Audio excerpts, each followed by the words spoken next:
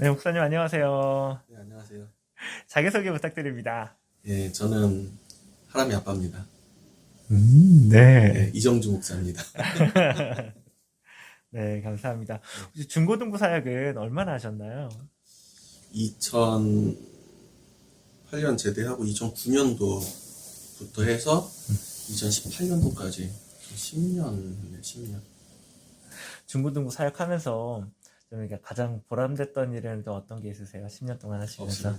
네, 보람은 무슨 10년 사역해서 보람 느끼는 건 없어요. 10년, 적어도 앞으로 제가 10년 후라면 모를 것 같은데, 네. 물론 중간중간에 있어요. 중간중간에는 뭐 아이들이 자신의 신앙 고백을 한다든지, 뭐 그럴 것 같지 않았던 애들이 예배를 열심히 나오고, 뭐 자기가 교회를 제가 떠났잖아요. 떠난 그 교회에서 갑자기 아이들이 뭐 새해가 돼서 인사 글로 문자가 오는데, 그때 과거에 있었던 일들을 회상을 하면서 하나님한테 감사합니다라고 얘기를 한다든지, 뭐 열심히 이제 더 열심히 교회를 다니고 하나님 잘 믿겠습니다라든지 그런 얘기를 하면 보람을 느끼기는 해요.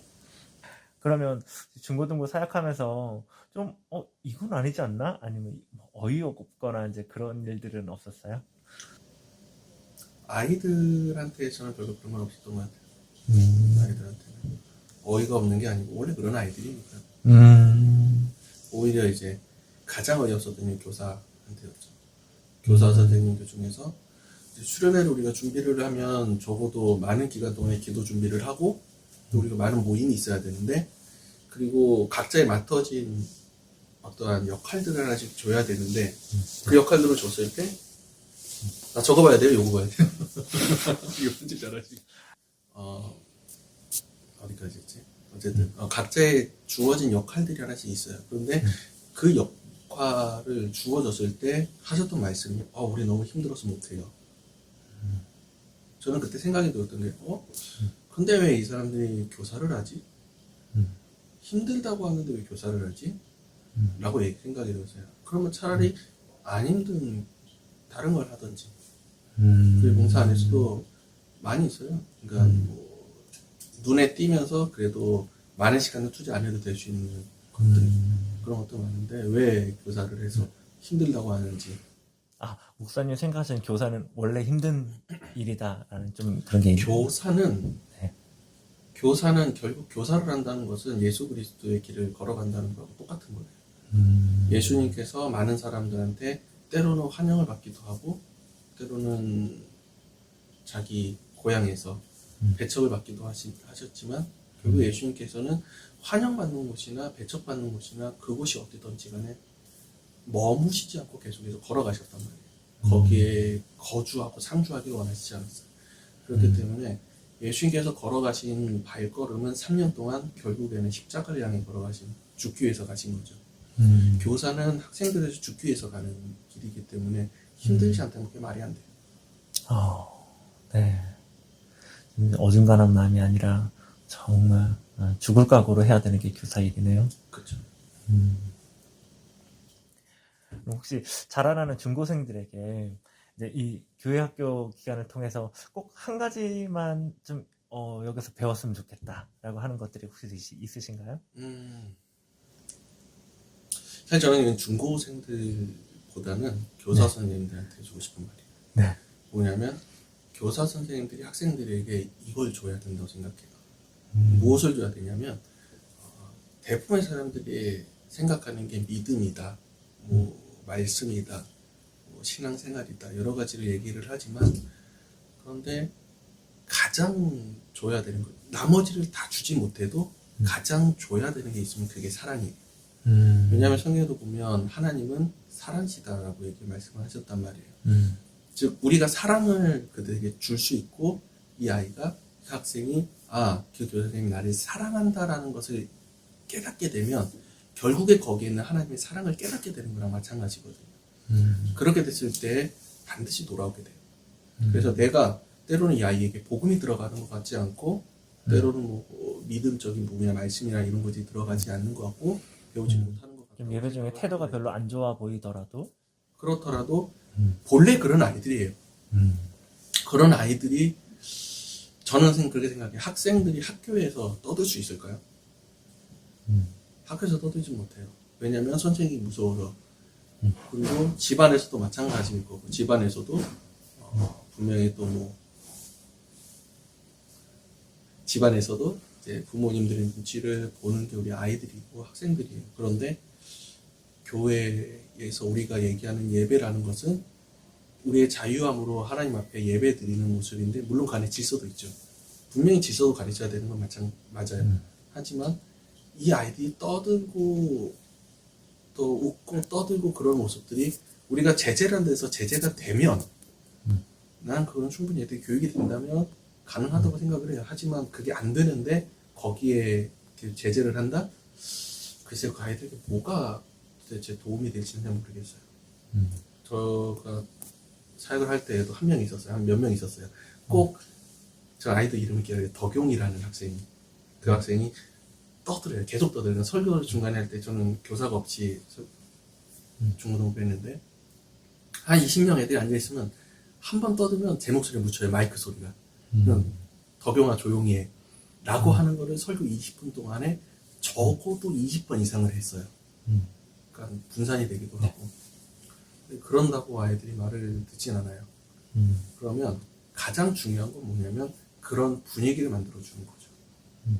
그럼 교사 선생님들이 먼저 미리 와서 기도하고 있는 모습을 보고 있다면, 저는 글쎄요, 중고등부 교사 선생님들이 어떻게 하고 있는지 잘 모르겠어요. 하지만은 제가 지금까지 겪어왔던 경험을 보면 대부분의 교사 선생님들은 예배 시간 맞춰서 와요.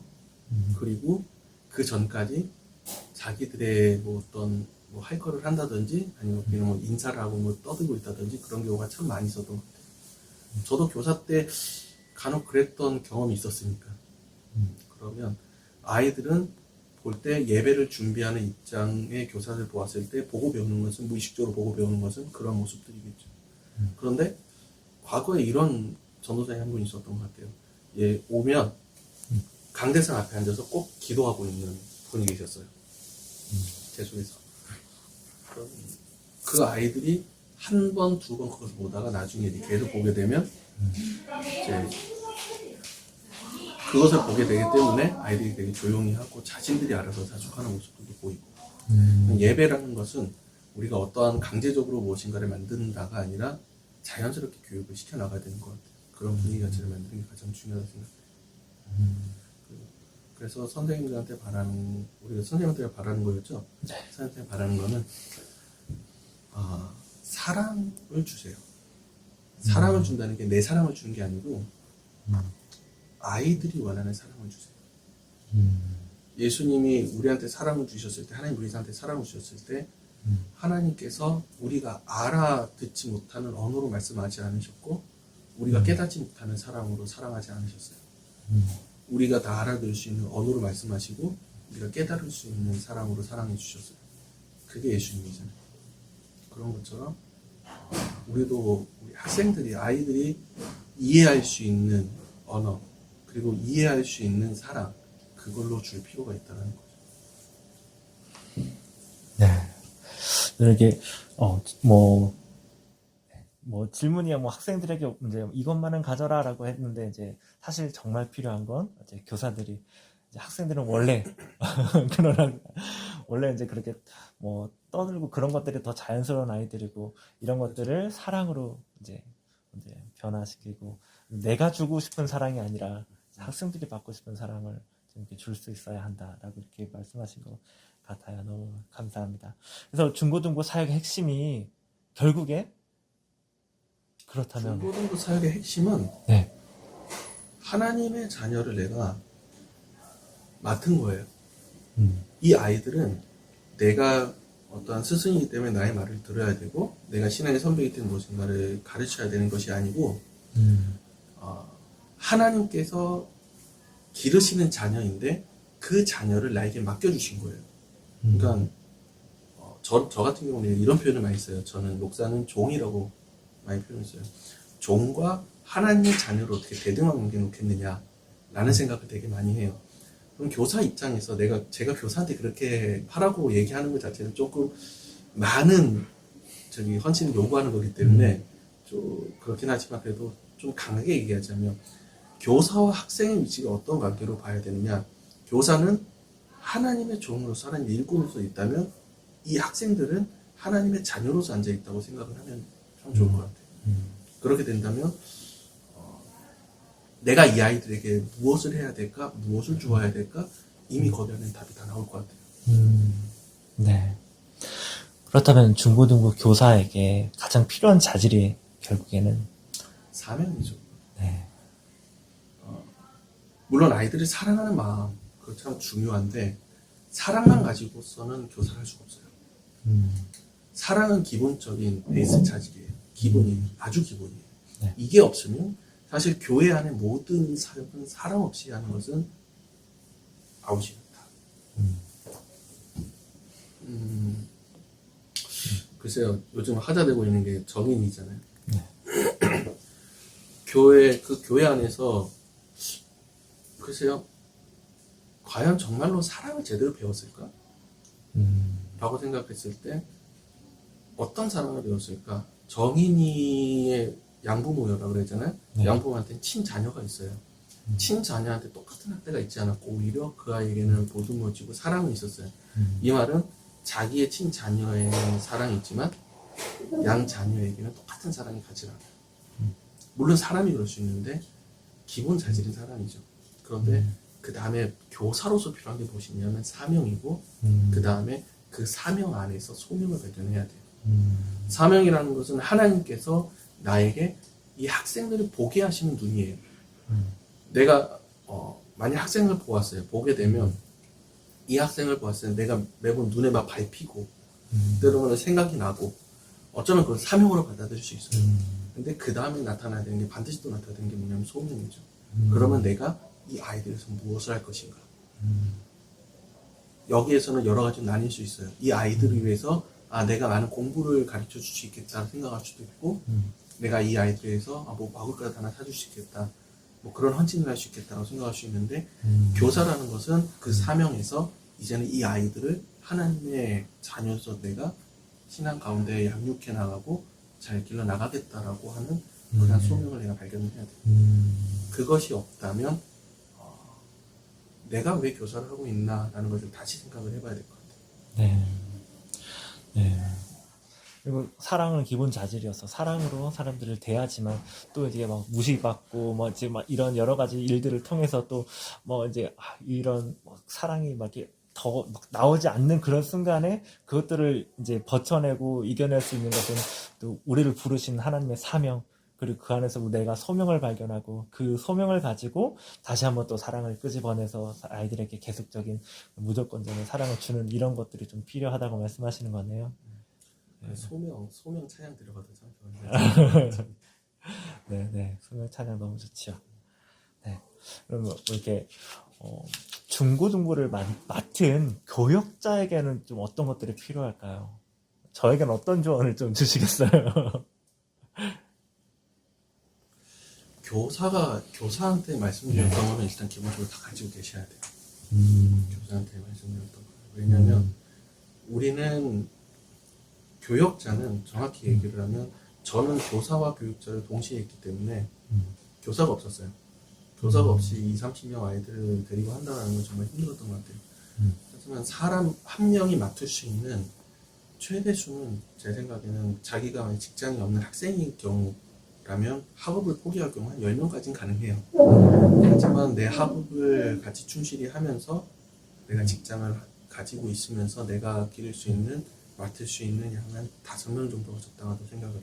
한 4-5명 정도. 그럼 교사가 하는 것은 이 아이들을 돌보는 거라면 사역자가 해야 될 일은 그 교사를 돌보는 일이에요. 왜냐하면 교사는 어찌됐든 그 교회 안에 교인이 헌신을 해서 이 아이들과 함께 자라나요. 그러면 보통 최소 5년에서 한 10년 이상은 같이 가거든요.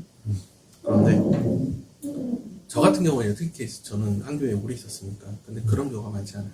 사역자는 언젠가 떠나요. 그러면 이 사역자가 아이들한테 무엇인가를 줘야겠다라고 생각한다면 가장 많이 주어야 되는 대상, 많은 영향을 끼쳐야 되는 대상이 교사예요. 교사에게 많은 영향을 끼쳐주고 교사를 양육하는 게 결국에는 우리 아이들한테 네. 가는 거겠죠. 그래서 아이들이 사랑하는 마음은 기본적인 베이스로 있어야 될 것이고, 네. 그리고 사명과 소명도 마찬가지고. 네. 그러면 거기에 더 떠나서 어떻게 보면 때로는 교사를 봤을 때 황당한 경우도 있고, 되게 왜 저렇게 하지라고 생각하는 경우도 있어요. 있는데 우리는 거기서 한 발 더 나가서 이렇게 생각해야 돼.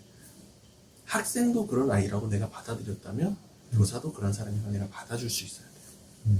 받아주고 기다릴 수 있어야 돼요. 뭐 좀 이야기가 길어지고 하나 더 얘기를 하자면, 제가 이전에 있었던 교회 그곳에 청년 부장이 되게 젊어요. 젊은데 그분이 중고등부 교사를 먼저 시작을 했어요. 근데 중고등부 교사를 시작할 때 억지로 사실 앉혀놨어요. 앉혀놨는데 매 주마다 올 때마다 그 전날 이제 술에 취해서 쩔어서 그래도 그 자리에 오는 거예요. 그러니까 학생들이 볼 때마다 술 냄새가 나고, 교사님도 볼 때마다 술 냄새가 나고, 그러니까 교사를 자르자라는 생각을 많이 했어요. 근데 거기 있던 사역자랑 부장 집사님이 뭐라고 말씀하셨냐면, 그래도 기다리자라고 말씀하시면서 했는데, 어느 순간 사람이 바뀌었어요. 어떻게 바뀌었냐면 자기가 이래서는 안 되겠다는 생각이 드는 거예요.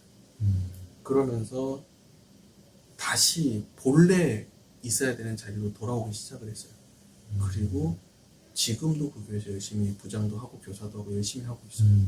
되게 자기의 모든 직장 있잖아요. 직장을 다 끝내고 밤 늦게 와서도 이제 연습을 하고, 뭐 들어오고 섬기기도 하는데 들어오면 연습도 하고, 뭐 학생들을 위해서 열심히 다 내어주시는 그런 사람이 되더라고요. 그래서 그러면 그 교사는 누가 만들어가느냐면 결국엔 사역자가 만들어가는 거거든요. 그래서 사역자는 진짜 썩어져야 돼요. 어느 정도 썩냐면 진짜 내가 이러다가 암 걸리겠다 생각될 정도로 내 속이 다 들어가고 썩어질 정도로 썩어야 되고, 그리고 내 모든 것들이 정말로 다 없어졌다 생각될 정도로 다 내줘야, 그래야 한 교사가 생기는 것 같아요. 네. 하지 마세요, 그러니까. 진짜. 난 이거 농담이 아니고 진짜로. 네. 아니, 왜 하냐고요. 좋은 거 없잖아요. 아, 네. 또 하나님께서 부르셨으니까요. 네, 알겠습니다. 네, 목사님 이렇게 너무 귀한 시간 내주셔가지고 이렇게 귀한 말씀 전해주셔서 너무 감사합니다. 저희가 잘 새겨 듣고 뭐 이렇게 최대한 노력하도록 그리스도를 닮아가려고 노력하도록 하겠습니다. 감사합니다. 감사합니다.